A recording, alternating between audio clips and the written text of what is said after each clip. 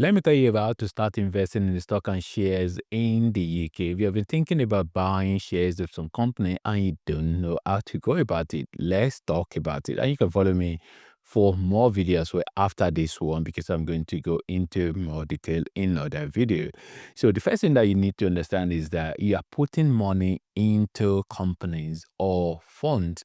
So you are investing in companies that are producing, all these products that we use. So your money can grow over time. And the scary thing is that it can also go down.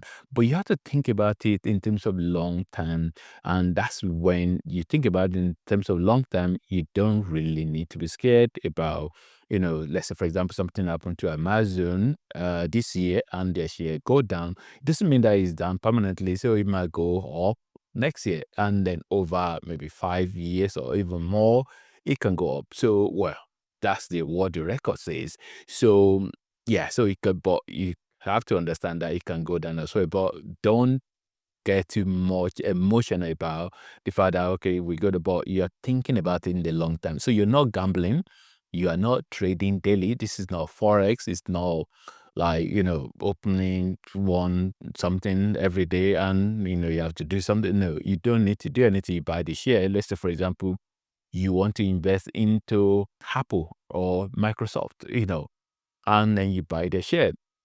I mean, Apple that produce, MacBook and iPhone and things like that. So you buy the share, you just leave it, you hold it, you buy it and hold it for years. So you don't need to open the app every day and looking at, okay, what happened today? No, you don't need that. It's for long term. Planting a money tree and giving it time to grow. This is what this is all about. So that's the first thing to understand. You're buying and selling. So know the best account to use in the UK. So the best account to use, of course, is stock and share ISA. Why? Individual savings account. That's what ISA stands for.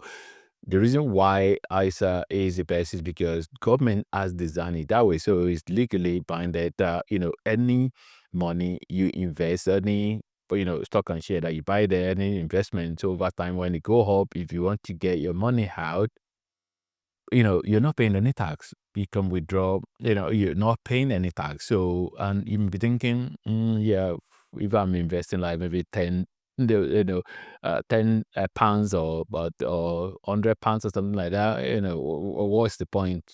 The tax, what profit do you really get on that? But you have to think about it on the long time. And then you have to think about the fact that, anything can happen. You might just, get to provide some value in the marketplace and you earn some more money whereby you can then put that money away into, to invest it in the stock market. So there's a limit of £20,000. That £20,000 is through this financial year period. So you have financial year period whereby, let's say within a year. So, and to keep it really simple, so within a year. So once you get to that £20,000, you can no longer invest in the stock, in the stock and share ISA anymore until the following year. So, but if you have less than that, well, it's not a problem. Say if you just want to buy a share of a company that is only £20, right?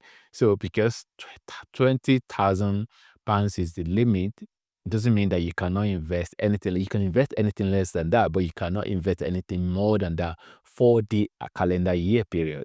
Sorry, for the financial year period. And also, don't forget that you can, let's say you invest up to £20,000 this year.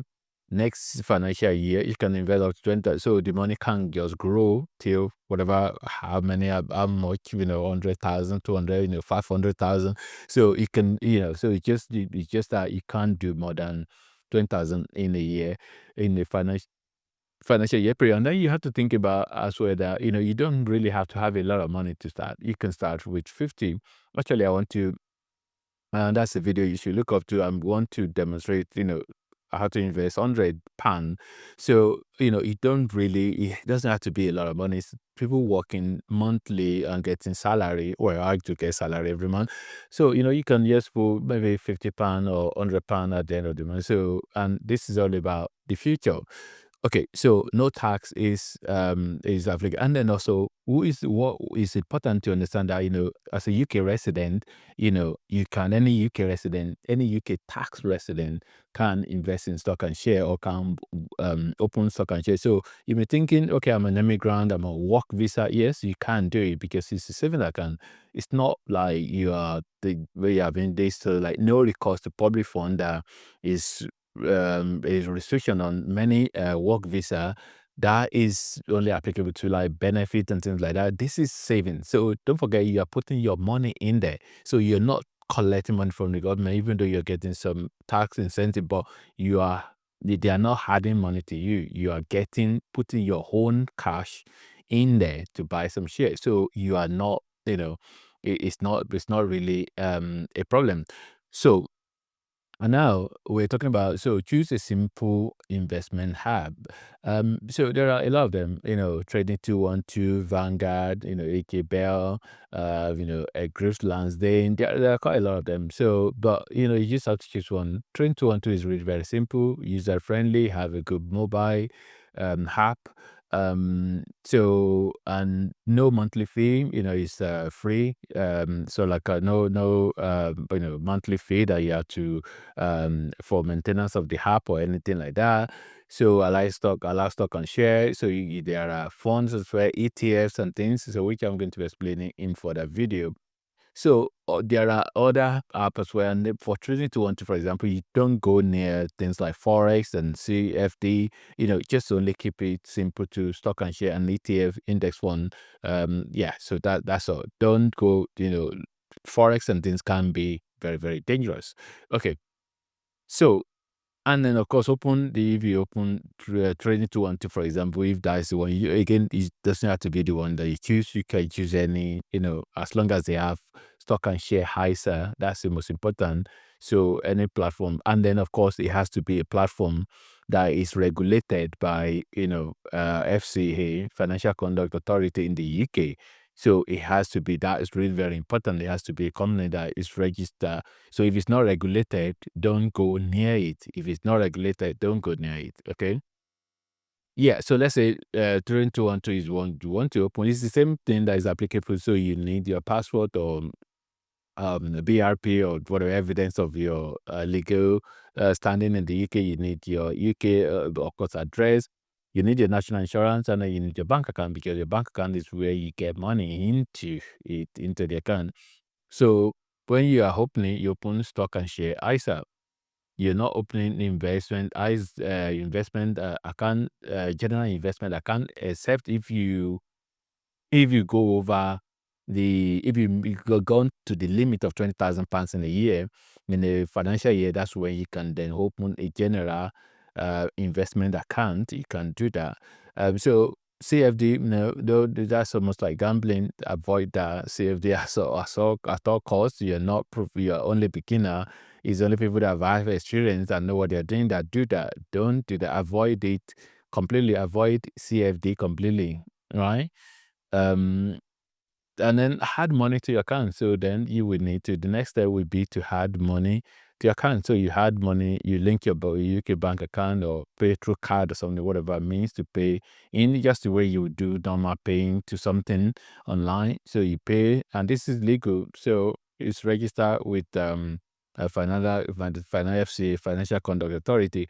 Transfer a small amount, so maybe like £50 or £100. And the rule is never invest money you need in the next year or the money you need in the next 2 3 years. Actually, don't really invest that. Of course, you can get a decision whereby you invest in this year and the next year it has gone up significantly. They talk about something like roughly conservative 8%. That's what they roughly say, but there's no guarantee. Nothing is guaranteed actually. So, but so let's say it's gone up a bit. So you can just decide to wait to get your money out. And I God forbid, maybe you need money for something that is really very important. But it's easy to actually sell as well if you want to just sell it because the stock market is the place where people buy and sell every day. So the market open every day. So right, so but it goes up for a lot. Is to think about it on a long time. And then, of course, what should a beginner actually buy? Should you buy as a beginner? This example here is on a broker called Vanguard. Vanguard is a very good one, actually. So on a broker called Vanguard, okay, so this is an example of a fund, ETF, exchange traded fund. That's what it's called. So what that means is that you have a fund, right? You can look at it almost like a share as well, but it's not just one share. It has multiple company under it. So this is an example of this particular fund. So this track all the companies on the S&P 500. So this is like a stock exchange.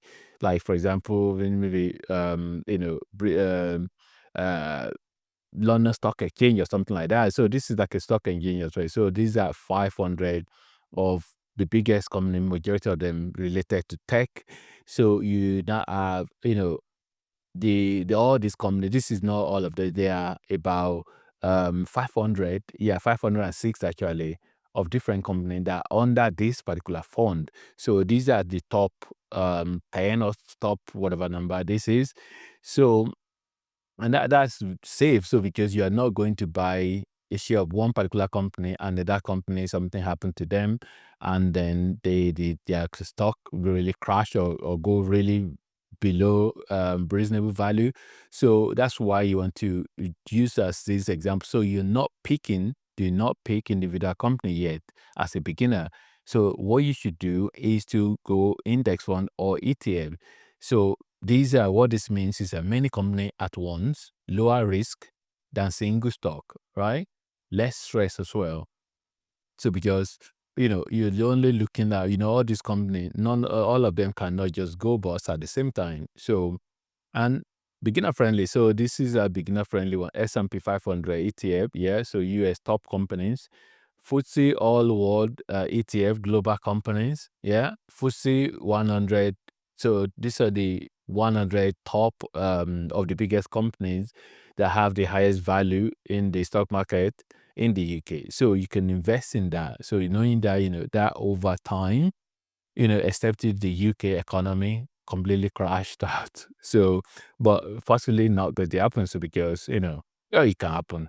Don't get me wrong, but it's not something that will happen like forever and then the whole thing collapse. Yeah, of course you can have some market crash, but when they crash, yeah, usually it will then go back up again. So, and then you have how much do you invest monthly? Okay, so monthly, how much you invest just depends on how much you have, really. But reasonable to start small and just be consistent maybe every month or so, put in a certain amount. Yeah, so £50, £100, £70, even £20 actually, but reasonably £50 upward possibly makes sense.